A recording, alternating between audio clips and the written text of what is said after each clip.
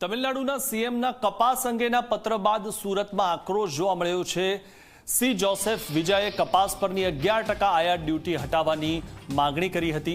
ખેડૂત આગેવાન જયેશ પટેલે પીએમને પત્ર લખીને આયાત ડ્યુટી ચાલુ રાખવાની રજૂઆત કરી છે। આયાત ડ્યુટી હટાવતા કપાસ પકવતા ખેડૂતોને નુકસાન થશે। કપાસ સસ્તા ભાવે મળશે તો ખેડૂતોને આર્થિક નુકસાન થશે। ખેડૂતોને નુકસાનીમાંથી બહાર કાઢવાની પીએમને રજૂઆત કરવામાં આવી છે।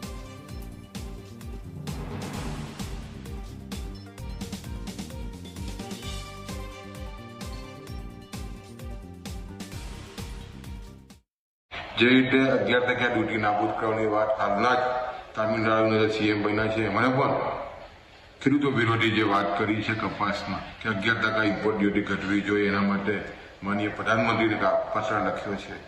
આ પત્રને અમે વખોડીએ છીએ અને અમે પણ સમગ્ર ગુજરાતના 50 લાખ જે ઉત્પાદક કપાસના ખેડૂતો વતી માનનીય નરેન્દ્રભાઈ મોદી સાહેબને પત્ર લખીને અમારી વેદના જણાવી છે કે કપાસના ખેડૂતોને બચાવવો હશે તો વિદેશથી આયાત થતો કપાસ અટકાવવો પડશે અને 11% ડ્યુટી છે એમાં વધારો કરવો પડશે।